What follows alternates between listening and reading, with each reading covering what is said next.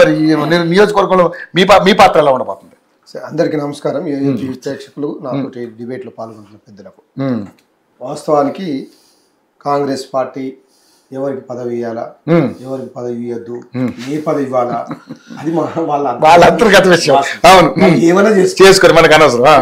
ఈ టైంలో ఎన్నికలు జరుగుతున్న జూబ్లీ హిల్స్ ఎన్నిక దాదాపు రాష్ట్రం మొత్తం అందరు చూస్తున్నారు. మీరు నిజంగా ఏదన్నా ఇవ్వాలనుకుంటే ఎందుకు ఇంతకు ముందు ఇవ్వలేదు, ఇప్పుడే ఎందుకు ఇస్తున్నారు అనేది ప్రజలు అడిగే క్వశ్చన్. ఇప్పుడే ఎందుకు ఇవ్వాలి మీరు కూడా అడుగుతారు. దాదాపు 30 సర్వేలు బయటకు వచ్చాయి జూబ్లీ హిల్స్ లో. వివిధ వాళ్ళు ఇంతకుముందు మంచి క్రెడిబిలిటీ ఉన్న వాళ్ళు సర్వేలు కూడా వచ్చాయి. దాంట్లో ముస్లింల ఓట్లు కాంగ్రెస్ కు పోవడం లేదు, బీఆర్ఎస్ కే వస్తున్నాయని అన్ని సర్వేలు తేల్చినాయి. కాబట్టి ఏదో రకంగా మళ్ళీ మభ్య పెట్టాలని ఒక పాచిక అజరుద్దూరి అనే పేరు మీద వేసి కొంతన్న సానుభూతి పొందాలనే ఒక ప్రయత్నం జరుగుతున్నది. సరే, వాళ్ళు చేస్తారా చెయ్యరా?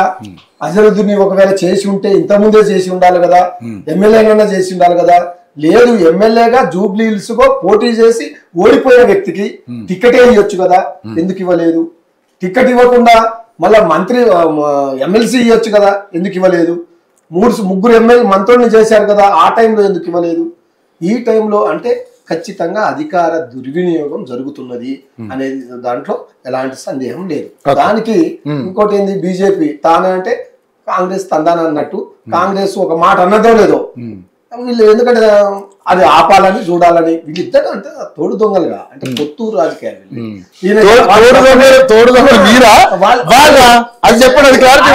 కాంగ్రెస్ ఆయన ప్రకటించడమే అప్లికేషన్ ఇచ్చాడు, ఇది ఆపండి అని. నిజంగా కార్తీక్ మిత్రుడు అన్నట్టు అధికారికంగా ఎవరు ప్రకటించలే, కానీ ఒకటైతే జరుగుతుంది. ఎవరో ఒకరు వాళ్ళ ముఖ్యమంత్రి తెలుసో తెలియకనో 100% ముస్లింలను వెంటనే చెయ్యాలి, చేస్తే ఆ ఓట్లు బీఆర్ఎస్ కు పోకుండా కాంగ్రెస్ తీసుకోవాలని ఒక దుర్మార్గమైన కుట్ర ఇప్పుడే కాదు ఎప్పటి నుంచి అనుకుంటున్నారు కదా. ముస్లిం మైనారిటీకి సంబంధించినటువంటి ఒక వ్యక్తి అయితే మంత్రి పదవి అయితే ఇవ్వాలనేది జరుగుతుంది కదా, ఇవ్వాలని జరుగుతుంది. మరి ఎందుకు ఇవ్వలేదు అనేది ఇప్పుడు క్వశ్చన్. ఎందుకు ఇవ్వలేదు? దానికి సమయ సందర్భంలో రావాలనే ఎందుకు ఇవ్వాలి? ఇప్పుడే లేదు. అద్దంకి దయాకర్ గారు ఒక ఎమ్మెల్సీ, పార్టీలో సీనియర్ లీడరు, మేము ఇస్తానంటే బీజేపీ అడ్డుకుంటుంది అనే మాట ఎందుకు అనాలి? అంటే ఇస్తున్నారు అనేది మాట్లాడాడు. అందుకే బీఆర్ఎస్ కూడా లాభం చేకూరడం కోసం చాలా లేట్ గా బలహీనమైన అభ్యర్థిని బీజేపీని కూడా ప్రకటించిందని కూడా మాట్లాడాడు. ఇంకో విషయం కూడా మాట్లాడాడు. ఏం మాట్లాడుతున్నాడంటే, అంటే బీఆర్ఎస్ బీజేపీ తెర వెనుక బంధం గురించి కూడా చెప్పడం జరిగింది. ఆయన పాకిస్తాన్ భక్తుడు, ఆయన ఏమన్నా మాట్లాడతాడు. బలహీన అభ్యర్థులు ఎవరు పెట్టారు, ఎవరికి వాళ్ళు అదే అనేది ఆ రెండు పార్టీల మధ్య జరిగిన ఎంపీ ఎన్నికల్లో మనం చూసాం. బలహీన అభ్యర్థులు ఎవరో, గెలిచిన వాళ్ళు ఎవరో, ఎవరికి ఒత్తాస పలికినో చాలా క్లియర్ గా తెలంగాణ ప్రాంతం అంతా చూసింది. దాంట్లో దాని జోలికి మేము అంటే మీకు అనుగుణంగా కూడా ఒక మాట మాట్లాడాడు ఆయన. జూబ్లీ హిల్స్ లో బీఆర్ఎస్ కు లాభం కల్పించడం కోసమే అజరుద్దీన్ మంత్రి పదవి కాకుండా చేయడానికి అడ్డుకుంటుంది బీజేపీ అని చెప్పి మాట్లాడాడు. అంటే మీకు లాభం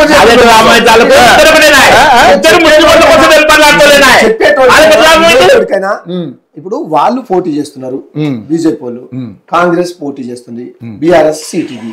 బీఆర్ఎస్ సీటు గెలిచిన సీటు 15 సంవత్సరాలుగా ఆ గోపీనాథ్ గారు గెలిచిన సీటు అది. కాబట్టి అక్కడ ఆయన భార్యకు ఆయన అనివార్య కారణాలలో చనిపోతే వాళ్ళ భార్యకు సీట్ ఇచ్చాం. ఆమె చాలా బ్రహ్మాండంగా తిరుగుతుంది. ఆ పిల్లలు కూడా డివిజన్ కోఆర్డినేటర్ గా నేను కూడా ఇప్పుడు ఆర్ఎస్ కుమార్ గారు వచ్చారు, వాళ్ళు మాట్లాడుతున్నారు. నేను ఈ రావడం జరిగింది మీకోసం. కాబట్టి ఇక్కడ ఎవరి ముస్లింల ఓట్లు నిజంగా ముస్లింలను మోసం చేయడం కోసమా, నిజంగా ముస్లింలకు చెప్పొచ్చు కదా 100% ఇప్పుడే అయినా అన్నమాట. డేటు టైము అయిపోయిన తర్వాత మేము నిజంగానే ముస్లింలకు ఇస్తాము, నిజంగా ఇచ్చే ఆ తలంపు ఉంటే, ఇచ్చే ఆలోచన ఉంటే, లేదు కాబట్టి ఎవరు టైం పెట్టలేదు, ఎవరు అది చేయలేదు. కాబట్టి ఇది ఒక మోసం చేసే ఒక కుట్ర.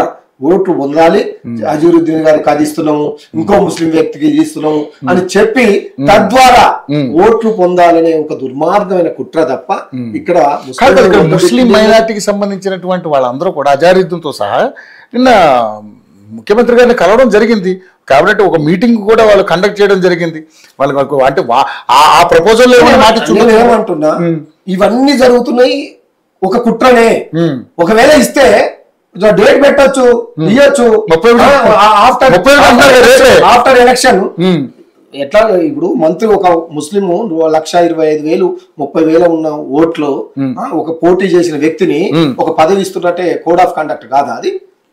రాజ్యాంగ విరుద్ధం కాదా అది? వాళ్ళు పోయినా పోకున్నా ఖచ్చితంగా అంటే అది కాదు.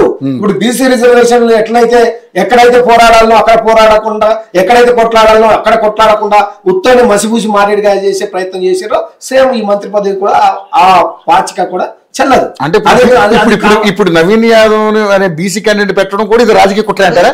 ఇప్పుడు ఆయన బీసీ ఉద్యమంలో నవీన్ యాదవ్ ఏదైనా బీసీ ఉద్యమంలో పాల్గొన్న చరిత్ర ఉన్నదా? అసలు బీసీ అనే పేరు ఆయన నవీన్ యాదవ్ కాబట్టి బీసీ కాబట్టి ఇచ్చాడా? ఏమైనా పోరాటాల గురించో లేకపోతే బీసీల పెట్టుకున్నారు కదా సార్, ఆ పద్ధతిలో ఉంటారు. ఇచ్చిన క్యాండిడేట్ కైనా ఎప్పుడైనా బీసీల ఉద్యమాల గురించి కానీ బీసీల గురించి కానీ బీసీల చరిత్ర తెలుసా ఆయనకు?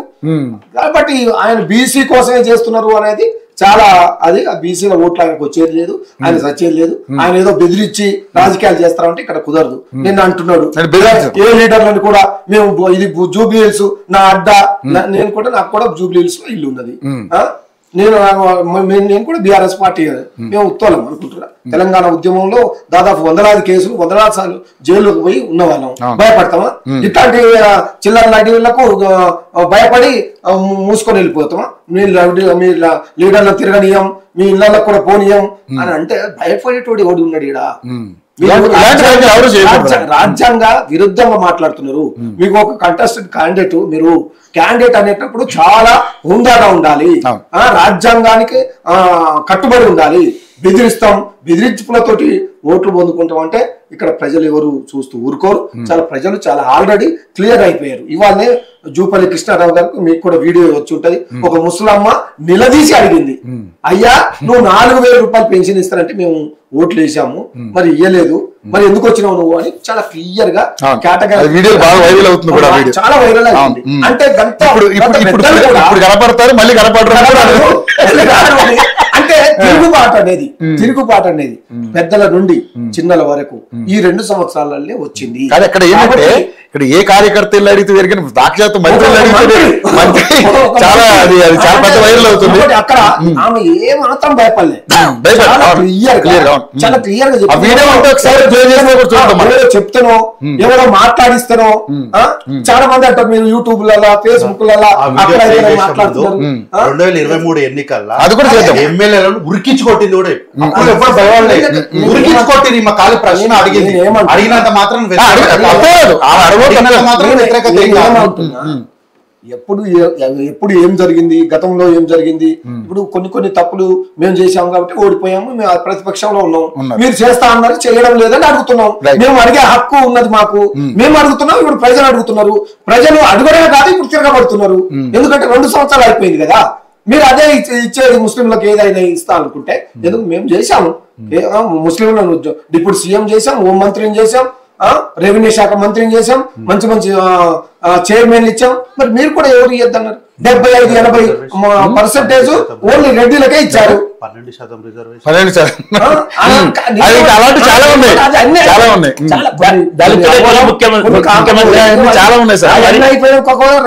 రెండోసారి గెలిచినాం కదా, మూడోసారి కొన్ని అమలు అవుతాయి, కొన్ని అమలు కావు.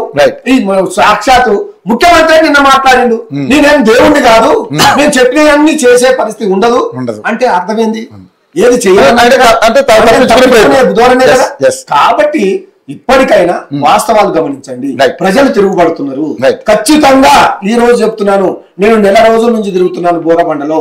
నెల రోజుల నుంచి ఎన్నో వందల మందిని కలిశాము, చాలా మాట్లాడాము, వాళ్ళతో కూర్చున్నాము, భోజనాలు కూడా చేస్తున్నాము. వాళ్ళు చెప్తున్న మాట, మా గోపినాథ్ అన్న మాకు చాలా ఎన్నో మంచి కార్యక్రమాలు చేశాడు. ఆయన గోపినాథ్ గారి మీద మరింత వ్యతిరేకత ఉందని నేను కూడా అనుకోను. ఎందుకంటే ఆయన ఎంత చాలా మందికి ఎంతో కొత్త చేశాడనేది అభివృద్ధి విషయంలోనే కొంచెం కూడా వ్యతిరేకత డెవలప్మెంట్ లేదు. అభివృద్ధి విషయంలోనే డెవలప్మెంట్ విషయంలోనే సంక్షేమం చేయాలని కూకటి వేళ్లతో పీకేయాలని చూశాడు.